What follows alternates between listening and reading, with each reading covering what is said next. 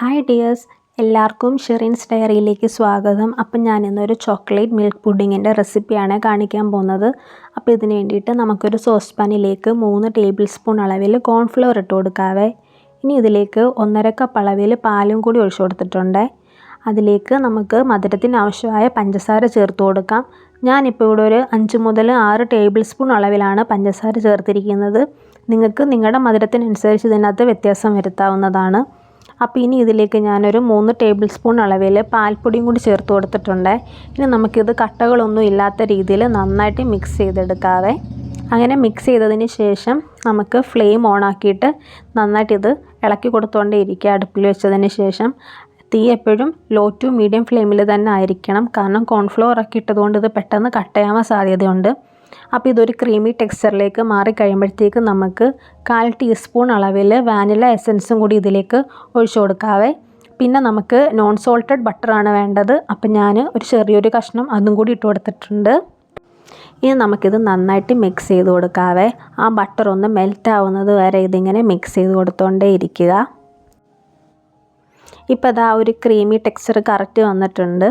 ഈ ഒരു പാകത്തിലെത്തുമ്പോഴത്തേക്കും നമുക്ക് ഫ്ലെയിം ഓഫ് ചെയ്യാവേ.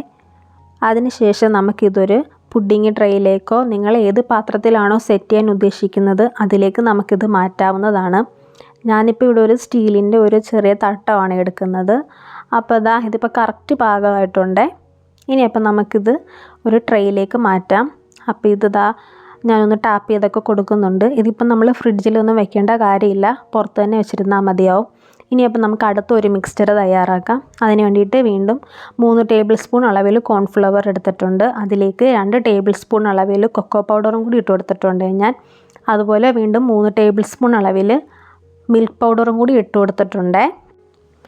ഇനി നമുക്കിതിലേക്ക് പഞ്ചസാര ഇട്ട് കൊടുക്കാം. ഞാനിപ്പം ഒരു 4 മുതൽ 5 ടേബിൾ സ്പൂൺ അളവിൽ തന്നെയാണ് പഞ്ചസാര ഇട്ട് കൊടുത്തിരിക്കുന്നത്. കാരണം നേരത്തെ നല്ല മധുരം അതിനുണ്ടായിരുന്നു. അപ്പോൾ ഇത് നിങ്ങളുടെ ഇഷ്ടത്തിന് മധുരമൊക്കെ ചേർത്ത് കൊടുക്കാവേ. ഇനി അപ്പോൾ നന്നായിട്ട് അതൊന്ന് മിക്സ് ചെയ്തതിന് ശേഷം നമുക്കിതിലേക്ക് 1.5 കപ്പ് അളവിൽ പാൽ ഒഴിച്ചു കൊടുക്കാവേ. എന്നിട്ട് കട്ടകളൊന്നും ഇല്ലാത്ത രീതിയിൽ നന്നായിട്ട് ഇത് മിക്സ് ചെയ്തെടുക്കുക. അതിനുശേഷം നമുക്കിതും ഗ്യാസിൽ വെക്കാവേ. എന്നിട്ട് നമുക്കിത് നന്നായിട്ടിങ്ങനെ മിക്സ് ചെയ്ത് കൊടുത്തുകൊണ്ടേ ഇരിക്കാം. തീ എപ്പോഴും ലോ ടു മീഡിയം ഫ്ലെയിമിൽ തന്നെ ആയിരിക്കണം. അപ്പോൾ ഇത് നന്നായിട്ട് മിക്സ് ചെയ്ത് ജസ്റ്റ് ഒന്ന് തിക്ക് കൺസിസ്റ്റൻസി ആകുമ്പോഴത്തേക്കും നമുക്കിതിലേക്ക് വാനില എസൻസ് ഒഴിച്ചു കൊടുക്കാവേ. അപ്പം ഞാൻ നേരത്തെ പോലെ തന്നെ 1/4 ടീസ്പൂൺ അളവിലാണ് വാനില എസൻസ് ഒക്കെ ഇട്ട് കൊടുത്തിരിക്കുന്നത്.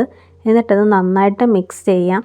അതിനുശേഷം നമുക്ക് ബട്ടറും കൂടി ഇട്ട് നന്നായിട്ട് ഇതൊന്ന് മെൽറ്റ് ചെയ്തെടുക്കാം. ബട്ടർ മെൽറ്റ് ആവുന്നത് വരെ നമുക്കിതൊന്ന് മിക്സ് ചെയ്ത് കൊടുത്തുകൊണ്ടേ ഇരിക്കുക. അതിനുശേഷം നമുക്ക് ആ പുഡിംഗ് ട്രേയിൽ മേലേക്ക് ഇതും കൂടി ഒഴിച്ചു കൊടുക്കാം, സെക്കൻഡ് ലെയറായിട്ട്. അതിനുശേഷം ഞാനിപ്പോൾ ജസ്റ്റ് ഒരു ഡെക്കറേഷന് വേണ്ടിയിട്ട് കുറച്ച് കൊക്കോ പൗഡർ ഒരു അരിപ്പയിലേക്ക് ഇട്ട് കൊടുത്തിട്ട് അത് ജസ്റ്റ് ഒന്ന് സ്പ്രെഡ് ചെയ്ത് കൊടുക്കുന്നുണ്ട്. ഇതിപ്പോൾ ഓപ്ഷണലാണ്. നിങ്ങളുടെ കയ്യിൽ ഡാർക്ക് ചോക്ലേറ്റ്സോ വൈറ്റ് ചോക്ലേറ്റ്സോ എന്തെങ്കിലും ഉണ്ടെങ്കിൽ അതിട്ട് കൊടുക്കാം. ഞാനപ്പോൾ ഇത് കുറച്ച് കൊക്കോ പൗഡർ കൊണ്ട് ഇതൊന്ന് ഇതാക്കി വെച്ചിട്ടേ ഉള്ളൂ. അപ്പോൾ ഇത് നിങ്ങൾക്ക് ഒരു ഡേ ഫുള്ള് വേണമെങ്കിൽ ഫ്രിഡ്ജിൽ വയ്ക്കാം. അതല്ലെങ്കിൽ ഒരു 3 മുതൽ 6 മണിക്കൂർ വരെ ഇത് ഫ്രിഡ്ജിൽ വെക്കാവുന്നതാണ്. അപ്പം ഞാനിതിപ്പോൾ ഒരു 6 മണിക്കൂറിന് ശേഷം എടുത്തപ്പോഴാണ് ഈ ഒരു പരുവത്തിൽ എനിക്ക് കിട്ടിയിട്ടുണ്ട്. നല്ല ടേസ്റ്റായിരുന്നു കേട്ടോ. ഇവിടെ എല്ലാവർക്കും ഒത്തിരി ഇഷ്ടമായി. അപ്പോൾ നിങ്ങളെല്ലാവരും ഇത് ട്രൈ ചെയ്ത് നോക്കുക. അതുപോലെ എല്ലാവർക്കും ഈ വീഡിയോ ഇഷ്ടപ്പെട്ടിട്ടുണ്ടെങ്കിൽ എൻ്റെ ചാനൽ സപ്പോർട്ട് ചെയ്യുക, സബ്സ്ക്രൈബ് ചെയ്യുക.